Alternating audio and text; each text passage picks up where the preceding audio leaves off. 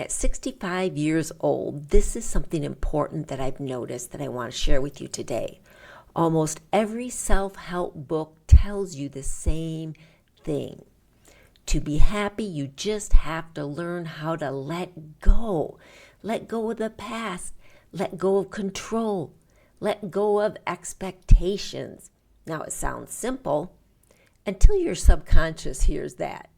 Now, imagine someone walking you down to a harbor, untying every rope holding your boat to the dock, which is your safe place, then giving you a little push and saying, letting go is good. Have a nice life. That's not the path to happiness. That's setting yourself up for floundering alone on the open sea. No wonder it's terrifying for your subconscious. Well, at least that's how it sees it. And your ego, it'll do everything it can to get you back to shore. After all these years, I've realized that there's one missing ingredient to that scenario, one missing ingredient to letting go. In this video, I'm going to share it with you because letting go is really important and you can learn how to do it without terrifying yourself. My name is Elisa. I'm the Rebel Crone, and I'm here to share with you some of the wisdom that I've picked up over my years of traversing and navigating this planet. I hope you enjoy. I don't think fear of setting sail on the sea of change is really the problem.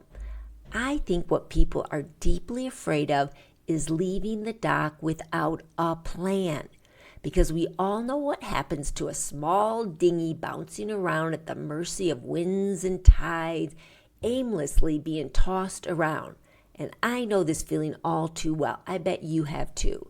I am sure, like me, you've had many a time where you felt like you were at the mercy of what was happening to you in your life.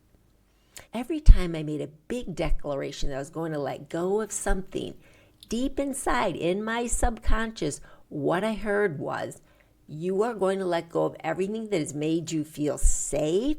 Seriously? Okay then, fine. Take the big leap, untie the boat and see what happens. But I'm out of here. My ego would immediately leap into action. Human overboard, get back to the dock immediately. No, honestly, I don't blame either my subconscious or my ego. They were both doing their job. Both were trying to save my life from the unknown, from the big scary. Abandon ship or frantically paddle back to the dock.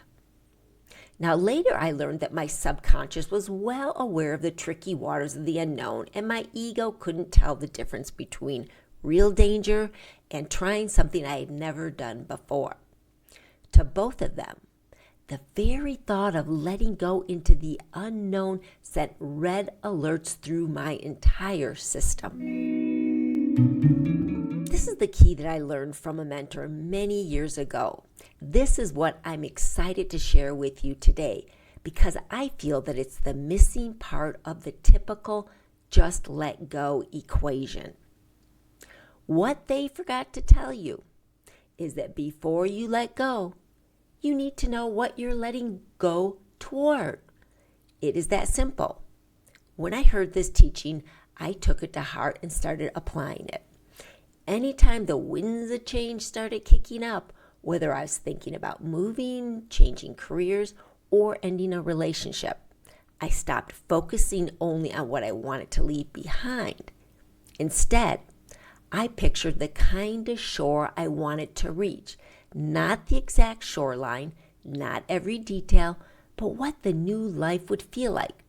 For instance, if I was considering leaving a relationship, I didn't picture the exact person I wanted in my life. I pictured the kind of relationship I wanted to experience. What would I become in that relationship? How would it feel? That became my destination. Once I had that destination in my heart and in my mind, I could untie the boat and raise the sail without panic. I knew the general direction I was heading. I knew the type of relationship I wanted, not the particular face that would be on that person. Everything else remained a mystery. But it was now a mystery I could live with. Here's another way of looking at the problem of letting go. For most people, it isn't that they aren't willing to let go, because I think we are. It isn't even that they haven't learned how to push away from the dock on their own. The problem is no one ever taught them to choose a destination before they untethered the boat. Maybe you can relate to that. It's like a rebel without a cause. I don't know what I want. I know that I don't want this anymore, so we tear it down, we leave it, only to discover we have no idea what we're building instead or where we are headed to instead. It's like a boat without a destination simply drifts. A person leaving a constricting situation isn't automatically free just because they cut the rope without a destination. Their subconscious simply heads towards the next harbor that feels familiar. And we all know what that means. New location, same old story. Now, peace begins when you know the kind of shore you're sailing toward, and then hold that destination lightly enough to let life surprise you. Life is a lot like the ocean. Some days are calm, some days are stormy, some days you can't even see the horizon. The goal isn't controlling the sea. Good luck with that. The winds of change will always blow, the tides are guaranteed to turn, but real wisdom isn't having no plan, nor is it about controlling every outcome. Over the years, I've come to realize that every woman needs 3 things during the time of change: a destination to move towards, a compass to stay true to herself, a lighthouse to remind her to keep going when she can't see the way.